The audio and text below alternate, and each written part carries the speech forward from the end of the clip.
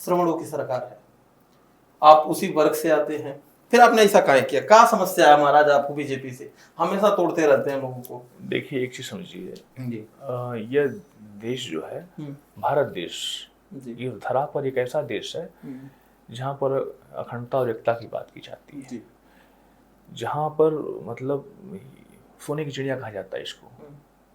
कहा जाता है कि इस देश में जो है सभी धर्म के सभी संप्रदाय के लोग निवास करते हैं, चाहे वो हिंदू, मुसलमान, सिख, ईसाई, जैन, फारसी, सब लोग कुछ न कुछ संख्या में जरूर यहाँ है। जी तो फिर यह देश परिवार भी है भाई, देश परिवार होता है। जी तो मैं समझता हूँ कि आप किसी ऐसे कानून को ला करके जिसमें कि समाज का बंटवारा कर दें, समाज किसी विशेष समाज को कोई ऐसा कानून दे दें और किसी को एक ऐसा अधिकार दे दें जिससे कि एक समाज में विद्रोह पैदा हो जाए, लड़ाई पैदा हो जाए, तो जब समाज बटेगा तो देश बटेगा।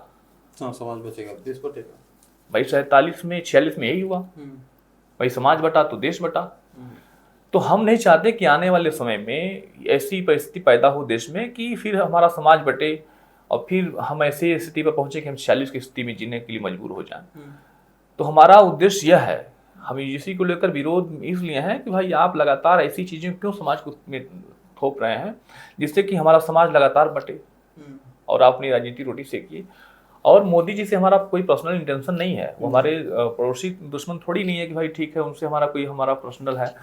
लेकिन आप अगर देश के मुखिया हैं, देश की व्यवस्था आपके हाथ में दी गई है, चाहे वो घर का मुखिया हो चाहे देश का मुखिया हो, सवाल उससे किया जाता है। सवाल उससे किया। अगर अच्छा काम का श्रेय आप लेने के लिए तैयार हो तो बुरे काम का भी श्रेय आपको जाएगा और आपको उसका जवाब देना पड़ेगा। तो आपसे ये उम्मीद नहीं थी कि आप देश को इस प्रकार से बांटेंगे, इस प्रकार से करेंगे। मेरा यह विरोध है उनसे और हमारा कोई पर्सनल इंटेंशन उनसे नहीं है। बाकी जो अच्छा काम है हमने अच्छा भी कहा है। अच्छा, आपने एक पोस्ट किया था कि बाजारों में महंगाई का खौफ सा मंजर है क्योंकि सरकार ने आम आदमी की पीठ में खंजर मारा है। आप सरकार को बेशर्म और मुंहचोर सरकार तक कहा था, ऐसा क्यों कह दिया था आपने? देखिए, बेशर्म मुंहचोर कहने का यह तात्पर्य हमारा था कि आप अगर चोर हैं, ठीक है, तो ये जस्टिफाई है, समाज जानता कि आप चोर हैं। तो चोर भाई को आप चोर कहेंगे तो हो सकता है उसको शर्म न लगे, ठीक है। लेकिन अगर मनोज सिंह कहते हैं कि हम ईमानदार हैं, हम इन चीज़ों से दूर रहेंगे, हम कुरीतियों को खत्म करेंगे, महंगाई को खत्म करेंगे, भ्रष्टाचार को खत्म करेंगे, और फिर आप वही काम करते हैं, तो फिर उस चोर से बड़े चोर हम हैं जी। तो अब हो गया ना कि मुंह चोर, मतलब आप इधर उधर की बात करते हैं, आप बेशर्म हैं, आपको शर्म नहीं आती है। तो हमने इसलिए टारगेट किया था कि आप जिस एजेंडे को लेकर के, जिस मुद्दे को लेकर के 2014 में आप आए थे, आप उस एजेंडे को, उस मुद्दे को भूल चुके हैं।